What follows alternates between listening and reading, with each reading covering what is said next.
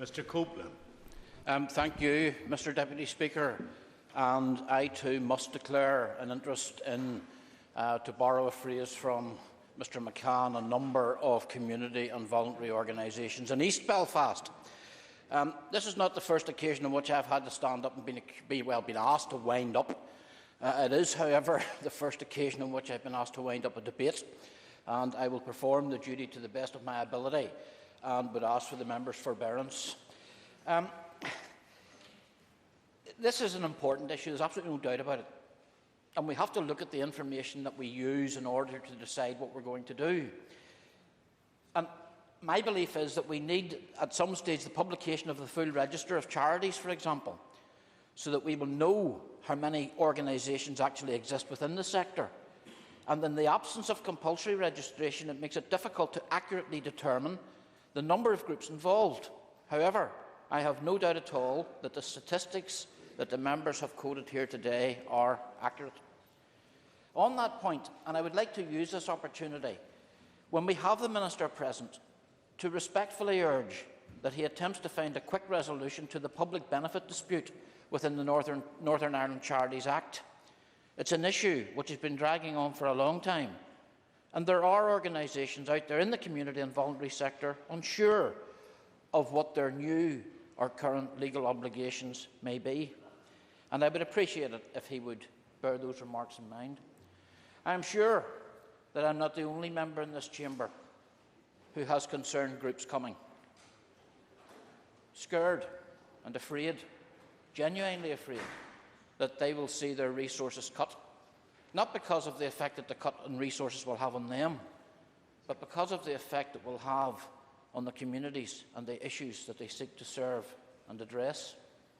Some of them have a feeling, it may be real or not, that they're seen as a soft touch or an easy target by government departments in seeking to rejig spending.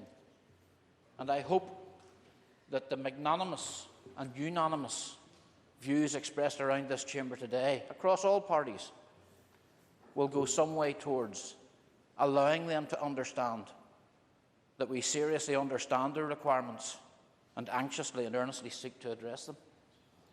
As the Health Minister said in his statement earlier on, the community and voluntary sector makes an important contribution, not only in the things that we know about, but in the other things, in making services and assisting the health and social care sector to find solutions to difficult issues. Whether it be the former alcoholic helping others to fight their battle against drink, or to the student supporting a local youth club.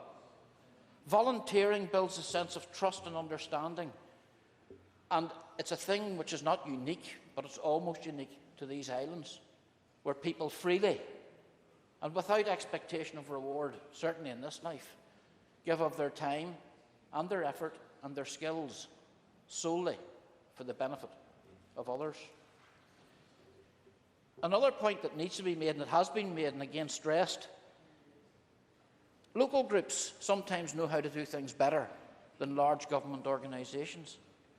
And the driving force and the will to do these things makes them do it all the better and generally less expensively. It therefore follows that if these groups continue to feel undervalued, whether they are undervalued or not, and fear that their resources will be cut, this will have the effect of putting even greater pressure on them. This motion calls upon the Minister for Social Development to ensure that there are effective working relationships in the community and the voluntary sector. There is hardly an executive department or public body in Northern Ireland that doesn't deal or interface or have knowledge with some of these groups. But there is need for improved cooperation and coordination across all the government departments and public bodies. The members in the debate, and I listened carefully to what they said and tried to take, not the totality of what they're saying, but to distill the essence and to take one key word from each contribution, in the hope that an analysis of those key words would subsequently give an overall view of what has taken place here. Roy Beggs, in a very good opening speech, stressed the word need. And no one in this chamber for 1 second believes that we live in a society where need is not relevant or important. Mickey Brady, a long history in this field, used the word value. How we look at what others do, or how we look at an object and how we hold it, and in what we place into it in relation to other things. Alex Easton, dedicated.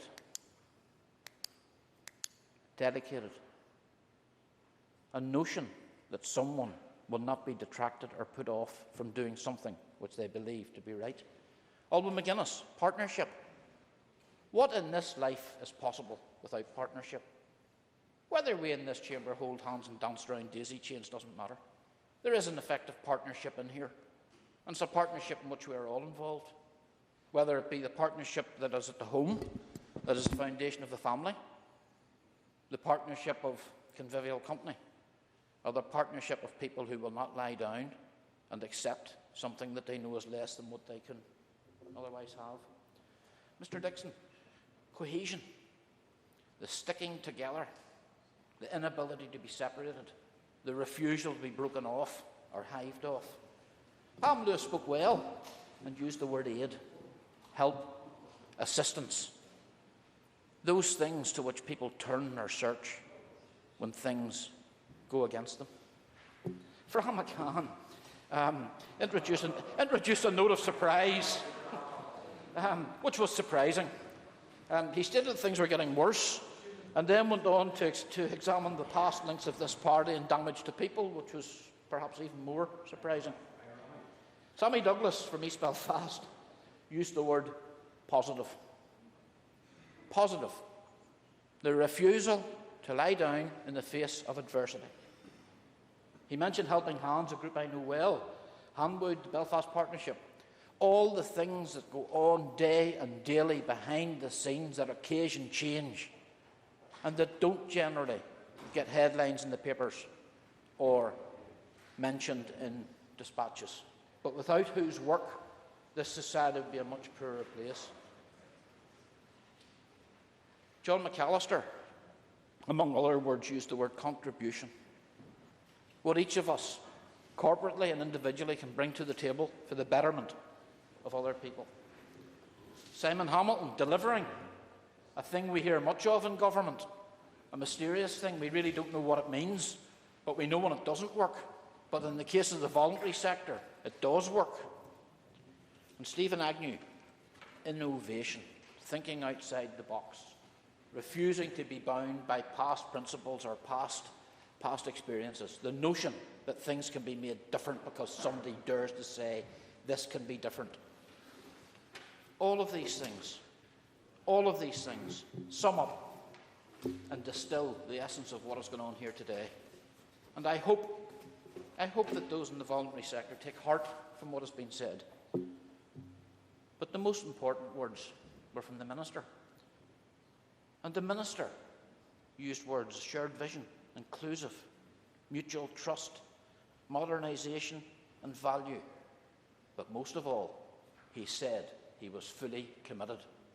And in that statement, he must deserve the support and the congratulations in this matter of all in this House. And I do hope that he will take the bits that we have said to his executive colleagues, because there are many people in these sectors who do need just that little lift. Thank you.